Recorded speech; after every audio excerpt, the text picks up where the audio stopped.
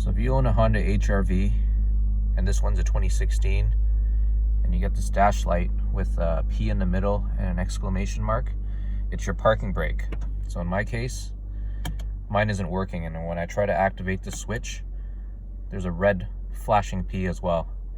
And I'm going to tell you how to address this issue.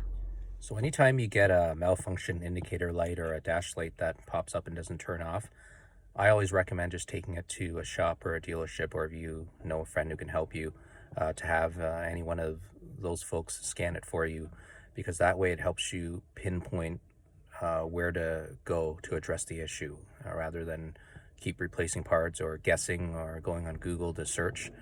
And you'll save a lot of time. You'll know where to go to address the issue. So in my case, I went to the dealership to get it scanned, and they told me that it was the switch that was bad. And just for people's information, just because you get the car scanned, you're under no obligation to have the fix done at the shop or at the dealership. So if anything, it just helps you know where to go to address the issue or which part to buy to replace. So I'm going to be replacing the switch now. Okay, so these are the tools you'll need. You don't really need a whole lot. You need a stubby screwdriver with a Phillips head, they call it, or a cross head, and then a door trim removal tool.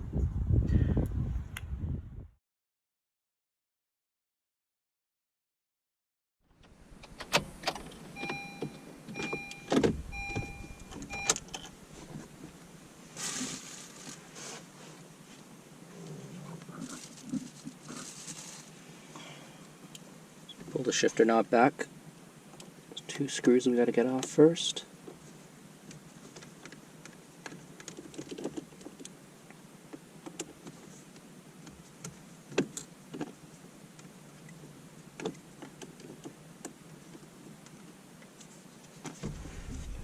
So we get that off.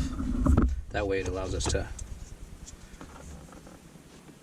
loosen this, and so we need to get this piece next. So I just this is a trim removal tool. It's made of material that doesn't scratch the interior plastics.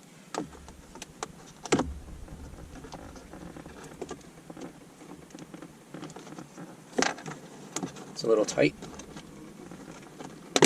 There we go.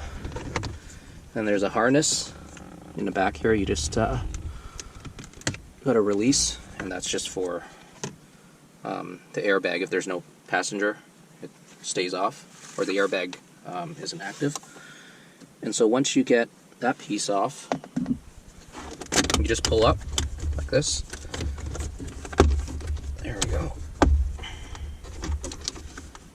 You just get the rest of the back part. You have to lift up the armrest a little bit,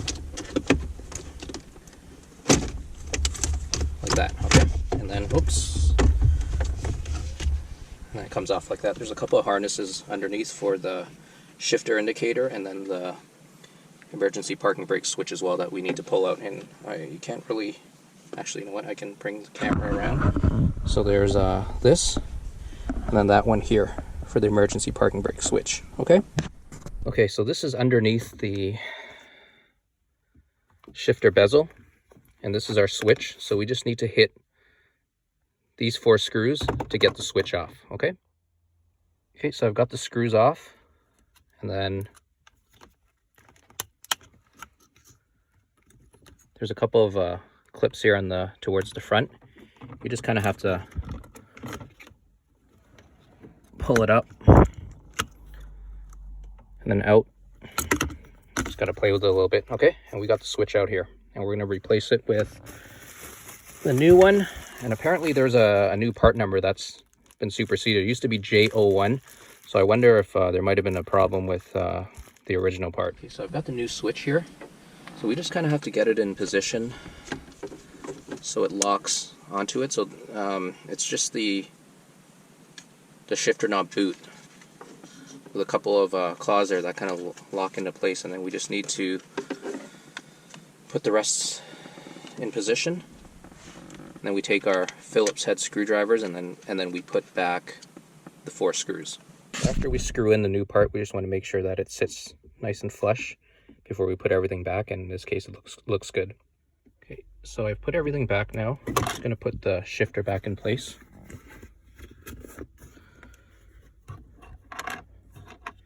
So I'm going to start the car now and see if this works. Okay, so I started the car up and the parking brake light is still on, so I'm going to try to activate it to see if it'll activate. There you go, it's gone.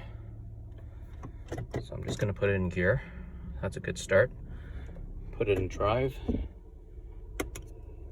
There we go, it's fixed. You hear that? There we go. All done. So it was the switch. Hope this helped. So just as a post-mortem on this repair, I'm looking at the old switch right now.